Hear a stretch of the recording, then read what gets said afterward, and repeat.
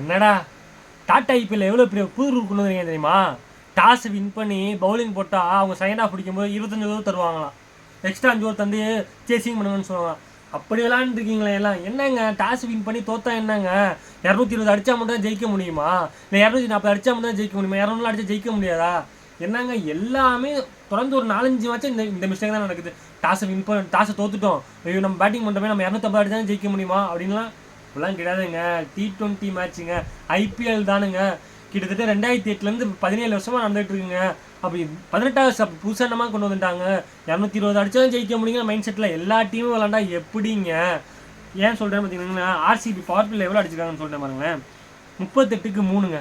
எப்படிங்க இது? ஒரு லாஜிக் வேணா. அவங்க எவ்வளோ டைம் அடிச்சிருக்காங்க? ஜிடி 6 ஓவருக்கு 42. வெல்கம் பேக் டு கலி கிரிக்கெட்டர். நீங்கள் பார்த்தீங்கன்னா ஆர்சிபி வர்சஸ் ஜிடி தான். டாஸை வின் பண்ணி ஜிடி பவுலிங் போகிறேன்னு சொன்னாங்க. வேறு லெவலில் ஸ்டார்ட் பண்ணார் முகமது சிராஜ். வெறித்தனமான ஸ்பெல்லு. பட்லர் அங்கேயும் கேட்சை விட்டுட்டாரு. இது என்னமோ உங்களுக்கு கேட்டு கேட்டு புளிச்சு போயிருக்கும். மறுபடியும் சொல்கிறேன், ஃபீல்டிங் ரொம்ப ரொம்ப இம்பார்ட்டன்ட். ஆனால் பட்லர் விட்ட கேட்சு பில் சால்ட்டுக்கு, பட்லர் விட்ட ஸ்டெம்பிட்டு லிவிங்ஸ்டனுக்கு, இதெல்லாம் இங்கிலாந்து பிளேயர். ஸோ ஒரு ஃபண்ணுக்காக சொன்னேன். அவர் அப்படிப்பட்ட பிளேயர் கிடையாது. அவர் ரொம்ப ஜெனியூனான பிளேயர். சிராஜ் சூப்பராக ஸ்டார்ட் பண்ணார். பட்லர் ஒரு ட்ராப்பை பண்ணார், கேட்ச் பில் சால்ட்டுக்கு ஒரு ரன்னு. ஏதாவது பெருசாக பாதிக்கலைங்க. அப்புறம் பார்த்தீங்கன்னா கோலி வந்து என்னன்னு சொல்கிறதுன்னு தெரில. ஒரு செட் ஆகிட்டு கொஞ்சம் கொஞ்சமாக அவர் ஆங்கர் இன்னிங்ஸ் ஆடுவார்னு பார்த்தோம். ஆனால் அப்படி இல்லை, அவர் அடிக்கணும்னு இன்டென்ட்டில் ஆடி 7 ரன்னுக்கு அவுட் ஆகிட்டார். அடுத்து வந்த படிக்கல் ஃபஸ்ட்டு பாலே ஒரு கவர் ட்ரைவ் அடிப்பார், பளிச்சுன்னு 4 போகும். ஆனால் அது மிஸ்ஃபீல்டுங்க. ஷாருக் கான் ஐபிஎல் லெவலில் இந்த ஸ்டாண்டர்டுக்கு நீங்கள் அதெல்லாம் தேக்கணுங்க. கைக்கு கீழே போகுதுங்க. அது பரவாயில்லைங்க. சிராஜ் போடுறாரு, நல்ல நல்ல ரிதமில் வேற லெவலில் போட்டுட்ருக்காரு. அவரை போய் இறங்கி 6 அடித்து ரிதத்தை காலி பண்ணுன்னு சொல்லிட்டு போல்ட் ஆகிட்டு போகிறாருங்க. என்னத்தை சொல்கிறதே தெரிலங்க. அங்கே ஆரம்பிச்சுதுங்க. ஆக்சுவலாக பில் சால்ட்டு அந்த ஆப்பர்ச்சுனிட்டி எப்படி நமக்கு ஒரு விக்கெட் விட்டுருக்காங்க, ஒரு ரன் அவுட் வேறு விட்டாங்க. அதாவது சிராஜ் தான் விடுவார் ரன் அவுட்டு.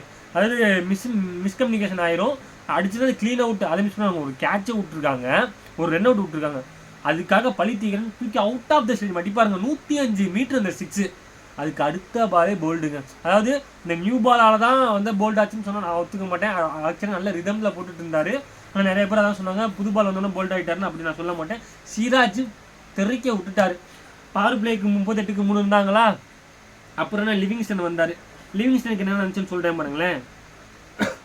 ஃபஸ்ட்டு எத்தனை ரனில் கேட்ச் விட்டாரு? 9 ரனில் கேட்ச் விட்டார். யார் கேட்ச் விட்டார்? திவாட்டியை கேட்ச் விடுவார். அதாவது சாய் கிஷோரில் இறங்கி அடிப்பாருங்க, செம்ம ஹைட்டில் ஏறும். அதை போய் திவாட்டியா கேட்சை விட்டுட்டாருன்னு நினச்சி கூட பார்க்கல. அப்போ தான் அடுத்து வந்து பட்லர் ஸ்டெம்பிங்கை விடுவார் 21 இருக்கும்போது. அதனால என்ன நடந்துச்சு?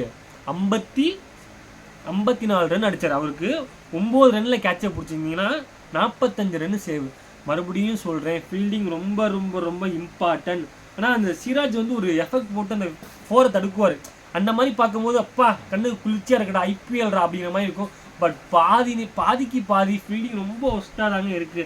இப்போ பார்த்தீங்கன்னா 9வது ஓவர் ஜிதேஷ் சர்மா அவர் ஒரு 17 ரன்னுக்கு அவருக்கு ஒரு கேட்ச் ட்ராப்டு, ஏகப்பட்ட கேட்ச் ட்ராப்டு.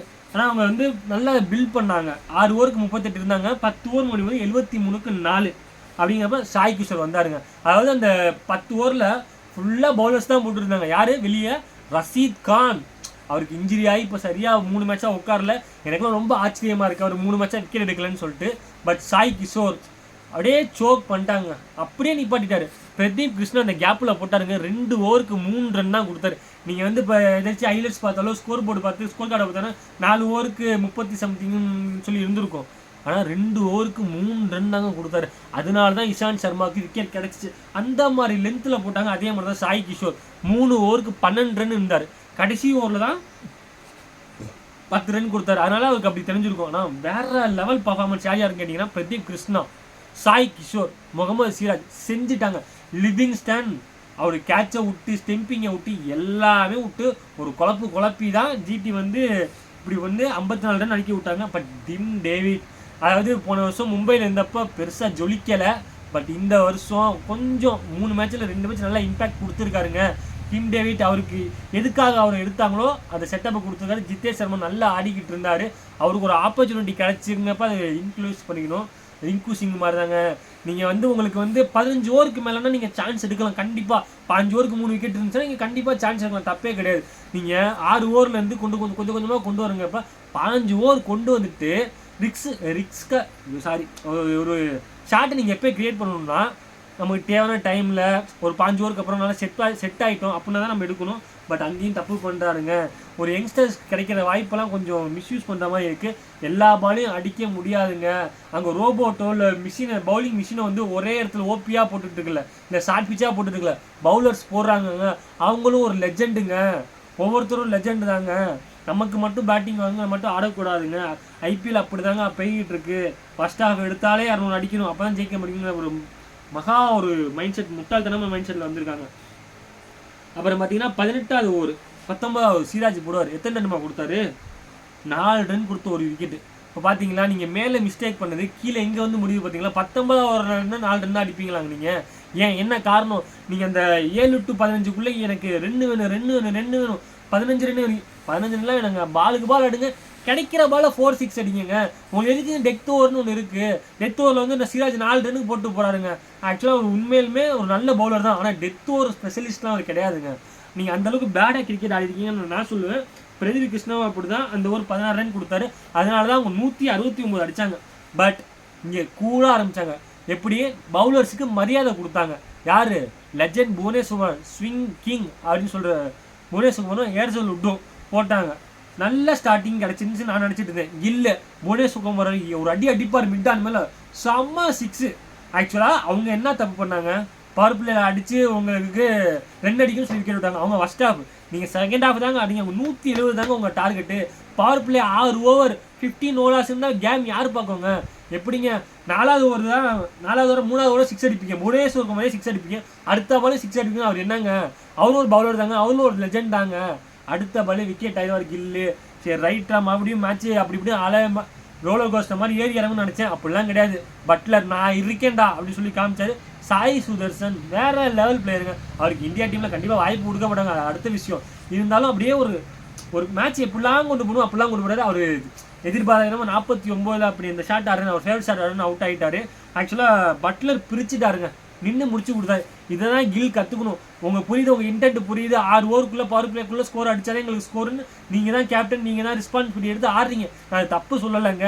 எவ்வளோங்க டார்கெட் உங்களுக்கு? 170 டார்கெட். அப்போ அப்படிப்பட்ட ரன் தேவையா? நீங்களே சொல்லுங்கள். அது சாய் சூசன் பட்லர் என்ன பண்ணாங்க? சிங்கிள்ஸ் ஆடிட்டே இருந்தாங்க, லூஸ் பாலை பனிஷ் பண்ணாங்க. அவ்வளோதாங்க கேமு. 7 to 15க்குள்ளே நீங்கள் என்ன கேம் ஆடணும்? கிடைக்கிற பால் சிங்கிள் ஆடிக்கிட்டே இருக்கணும், பால் டாட் பண்ணாமல் ஆடணும். லூஸ் பால் கிடைச்சா 6 அடிக்கணும். அவங்களே தூக்கி போடுவாங்க. எவ்வளோ நேரம் தான் உருட்டிகிட்டு இருக்கேன்னு சொல்லிட்டு ஒரு டாஸ்க் அப்படி தூக்கி போடாமல் நீங்கள் சான்ஸ் எடுக்கலாம். அதை விட்டு நான் வந்தால் 6 அடிப்பேன் என்னங்க, ஒன்றும் புரியலங்க. இந்த மேட்ச்சில் வந்து சிராஜ் பார்த்தீங்கன்னா 4 ஓவர் போட்டு 19 ரன் கொடுத்து 3 விக்கெட் எடுத்திருக்காரு. சாய் கிஷோர் 4 ஓவர் போட்டு 22 ரன் கொடுத்து 2 விக்கெட் எடுத்திருக்காரு. வேற லெவல் பர்ஃபார்மன்ஸுங்க. அப்படி மேட்ச் எங்கே போச்சு அப்படின்னு கேட்டிங்கன்னா அங்கே தான் போச்சு. பருப்பில் கச்சாமுச்சான்னு ஆடவே கூடாதுங்க. அதாவது ஒரு 200 190 நல்ல ஸ்கோருங்க. அடித்தா 250. எனக்கு எதாவது சொல்லுவாங்கல்ல, ஒத்த காலை தான் நிற்பேன் 250 தான் அடிப்பேன்னா வாய்ப்பே கிடையாது. அவங்க பவுலிங் மிஷின் போல பவுலர்ஸ் போகிறாங்க. அவங்களும் ஒரு லெஜெண்ட், அதை புரிஞ்சுக்கோங்க. என்னை பொறுத்த வரைக்கும் இந்த மேட்ச்சில் யாருக்கு மேன் ஆஃப் த மேட்ச் கொடுப்பேன்? நான் சிராஜ் தான் கொடுப்பேன். ஏன்னா ஒரு இம்பாக்ட் கிரியேட் பண்ணார் பவர் பிளேலேயே. அதனால் நான் அவருக்கு தான் கொடுப்பேன். நீ சாய் கிஷோரும் நல்லா தான் போட்டார், பிரதீப் கிருஷ்ணனும் நல்லா தான் போட்டார். 10 ஓவரில் அந்த 2 ஓவர் 3 ரன் தான் கொடுத்தாரு. பட் பட்லர் ஃபினிஷ் நின்று முடிச்சு கொடுத்துட்டு போனார்.